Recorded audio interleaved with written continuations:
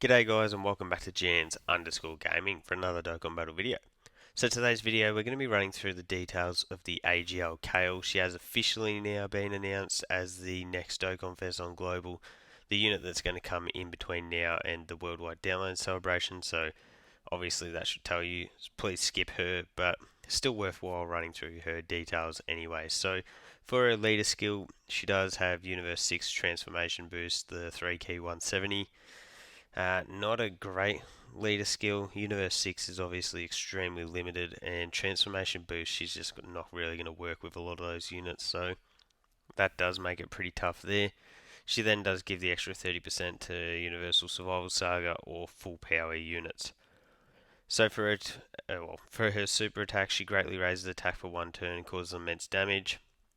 No defense there, but you'll see why that doesn't really matter throughout her passive. So start of turn, we've got attack and defense plus 160%, so pretty solid number there.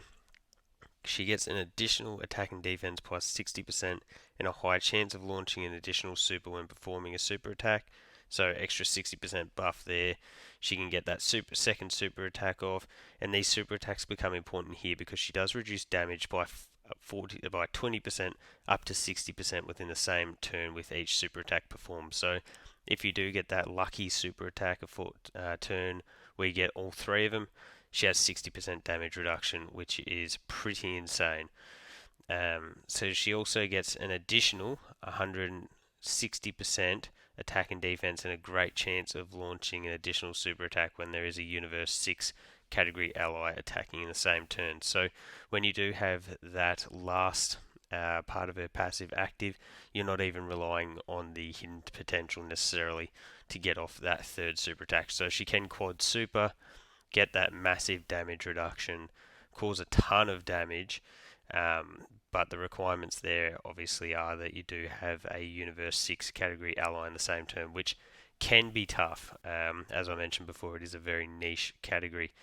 So she does have a transformation where she goes into the Super Saiyan 2, I think we call it, and that can be activated from the fourth turn with Caulifla on the team, or after performing 6 or more super attacks in a row. Super attacks in battle. So the reason that that's not the worst condition, I don't think, is because you're going to be running some form of Caulifla if you're going to be getting the best out of Kale anyways. So I see that as a little bit of a given. So in terms of her link, she's got Saiyan Lineage, Berserker, Battlefield Diva, Prepared for Battle, Warriors of Universe 6, Tournament Power, and Fierce Battle. A ton of teams there. We'll run through that later in the team building guide. So when she does transform and we go into Super Saiyan 2 Kale, obviously keeps the same leader skill. Her super attack effect does change though, so she now raises attack and defense for one turn and causes immense damage with a medium chance of performing a crit. So this is just like the 6th anniversary LRs, where with each additional super, that crit chance does stack. So if you get 2, it's up to 60, 3 up to 90, and then the 4th is a guaranteed crit there. So in terms of her buff, she gets an initial defense plus 100% for 6 turns from the start of turn, so right after the transformation. Attack and defense plus 200%, so she's straight off the bat up to 300% defense there, plus an additional attack plus 120% when performing a super, and launches 2 additional attacks, each of which has a medium chance of becoming a super. So that is how we do like this to be written, where it is guaranteed additionals, which helps you proc off the hidden potential. She also has a high chance of guarding all attacks, plus an additional attack and defense plus 60% for 3 turns after receiving an attack, and then plus an additional defense of 160% and guard activated against all attacks when there is another Universe 6 category ally attacking in the same turn. So when you've got her next to one of these Universe 6 units, she's going to be absolutely busted. We do get the EZA for the AGL Kale and Caulifla in part 2, and these two do definitely become a pretty dynamic combo. The only thing is you do have to get to Super Saiyan 2, and initially neither of them are slot 1 units. They both definitely end up being slot 1 units, but yeah, initially that can be a little bit tough. So Kale is absolutely busted, especially when you do get her into Super Saiyan 2, but when you think about it, in her Berserk state, you get it lucky and she can have that 60% damage reduction. That's also super OP. So as I mentioned, she does need the Universe 6 category allies. We'll have a quick swipe through here and have a look at the categories. So led by Kale, Tech Hit, and the STR Kefla. STR Kefla badly needs an Easy A. She's irrelevant, and at this point, Hit's Easy A is has certainly dropped off. So that's a bit disappointing there. He didn't really get much time to shine. We've got the Tech Khalifa. If you're going up against a Pure Saiyan or a Universal Survival Saga enemy, she will definitely be an amazing option. But in terms of difficult content at the moment, not many of them are. So that makes that tough. In terms of LRs, we literally have one LR for the category, and that is the AGL Kale and Khalifa.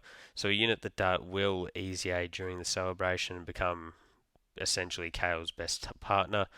But up until then, yeah, they're definitely nothing crazy at the start without that easy A. Got the AGL Khalifa Easy A, I guess another unit that can dodge, but other than that, that's tough. Tech Kale and Khalifa definitely aren't as good as they were on release with their stacking ability and the heals, but I guess they're probably runnable. Got both the Cabes, who are, yeah, it's really slim pickings here. You got the Int Vado, so I guess she has dodge, but other than that, the STR Kale is at a point where she needs more than her guard, and that stacking is really slow. And then the physical Kefla has dodge as well, I guess. But yeah, very slim pickings. You will be very much waiting for the easy A of the Kale and Khalifa if you're wanting to run the AGL Kale at her best. So looking at the banner, I am aware that I'm cutting off the ROF Blues, half of their body there. But this is the DOKKANFEST banner that we will be getting. It is the initial return for the physical Path to Power Kid Goku. So if you have some coins set aside, that could be a worthwhile grab. But this is obviously a skip. AGL Kale is insanely busted. She's super good, but definitely not to the point where I would recommend summoning when we do have Worldwide just around the corner. Frost is absolutely terrible. The Path to Power Kid Goku is really good, and I love his orb changing and damage reduction support. So he could be a coin option, but you look at the Int ROFs, it's like no good. AGL Ginyu, well, he's still super good. His team's just aged out at this point.